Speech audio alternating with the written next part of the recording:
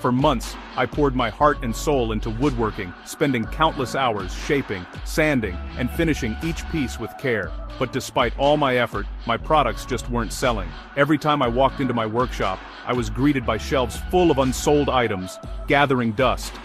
It was frustrating and honestly, a little heartbreaking. I started to question everything. Was it my tools? Maybe they weren't good enough. Or perhaps I needed to invest in something more advanced. I'd sit at my workbench, staring at my chisels and saws, wondering if they were holding me back. Then I blamed my skills. Maybe I just wasn't talented enough, or my craftsmanship wasn't up to par. I even started to think the market itself was the problem. Maybe people just didn't appreciate handmade wooden goods anymore, or perhaps my style was out of fashion. But after a lot of reflection, I realized the truth was much simpler. I was making a few basic mistakes. Small things that I overlooked, but that made a huge difference in how my products were perceived. These mistakes weren't obvious at first. They crept in quietly, but over time, they added up and were quietly killing my sales. My beautiful creations were being ignored, not because they weren't good, but because of these avoidable errors. So today, I'm taking a hard look at my process and fixing 5 of the most common mistakes I've been making. I'm determined to turn things around, and I want to see if these changes can breathe new life into my woodworking business. I'll be testing each fix to see if it actually makes a difference, because sometimes the smallest changes can have the biggest impact. Let's find out together if these adjustments can finally get my products the attention they deserve.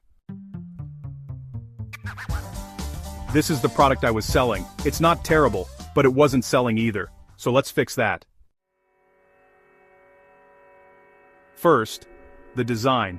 It worked, but it looked basic, and basic doesn't sell. So I changed the proportions, tightened the shape, made it cleaner, more modern. Same idea, but now it actually looks like something you'd want to buy.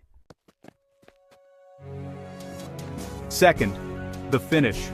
This is where so many woodworkers, including myself, have stumbled. You spend hours, sometimes days, crafting a piece, measuring, cutting, assembling, sanding. You pour your heart into every joint and curve, but then, when it comes time to apply the finish, you rush. Maybe you're excited to see the final result, or maybe you're just tired. Either way, you grab whatever finish is on hand, slap it on, and hope for the best. But here's the thing, the finish is what people see and touch first. It's the difference between a piece that looks homemade and one that looks handcrafted. This one hurt the most. I remember looking at my finished product expecting to feel proud, but instead, I felt disappointed. The wood looked dull, lifeless, almost as if all my hard work had been wasted. It was a tough lesson to learn, because the product looked cheap, even though it wasn't. I had invested in quality materials and spent so much time on the build, but the finish let it down. So I slowed down. I started sanding properly, working through the grits, making sure the surface was perfectly smooth. I researched different finishes, oils, varnishes, waxes, and tested them on scrap pieces. I learned to apply thin, even coats, letting each one dry fully before adding the next, applied a better finish. And just like that, the transformation was incredible. It went from dull to premium. At this point, it already looks better. The wood glowed, the grain popped, and suddenly, my work looked like something you'd find in a high-end store. The finish elevated everything. It made the piece feel valuable, desirable, and worth every penny.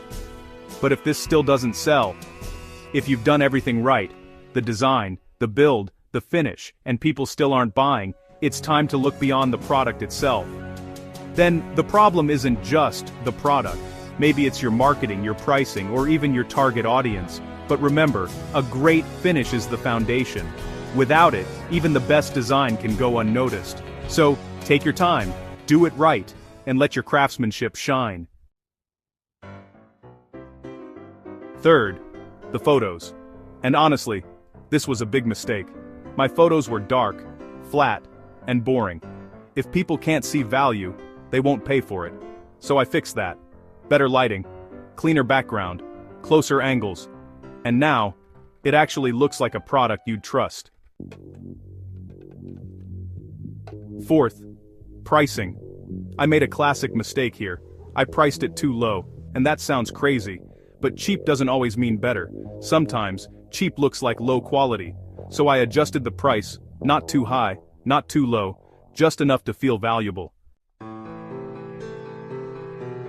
Mistake number 5 is all about perceived value. This is something that often gets overlooked, especially by those who are just starting out or are focused solely on the technical side of their craft. Perceived value isn't just about what your product is made of, or how well it functions. It's about how it makes people feel, and the impression it leaves on them the moment they see or touch it. Most people ignore this crucial aspect. They pour hours into building something functional, but forget that presentation and finishing are just as important as the construction itself. If your product looks unfinished or rough, people will subconsciously value it less, no matter how much effort you put in. I used to think that as long as my product worked, that was enough. The wood was solid, the joints were tight, and everything was sanded smooth. But when I handed it to someone, their reaction was lukewarm. It was clear that something was missing. The product itself was fine, but it didn't stand out. It didn't feel special or unique.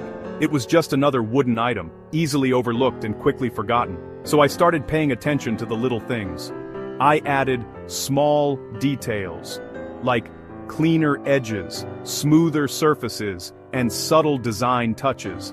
I spent extra time on the finishing process, applying oil or varnish to bring out the grain and give the wood a rich, inviting look. These small changes made a huge difference. Suddenly my products looked and felt premium. People noticed the care and attention to detail, and their reactions changed completely. Now, when I present my work, it actually feels like a real product, something people want to own, display, and talk about. That's the power of perceived value. It's what transforms a simple piece of wood into something truly special. So, with all 5 fixes done, I relisted it. Same product, but improved. And now, we wait. Refresh. At first, nothing, not a great start, another refresh. Then, someone just viewed it. More waiting. Notification. Order confirmed. I actually sold it. So what changed?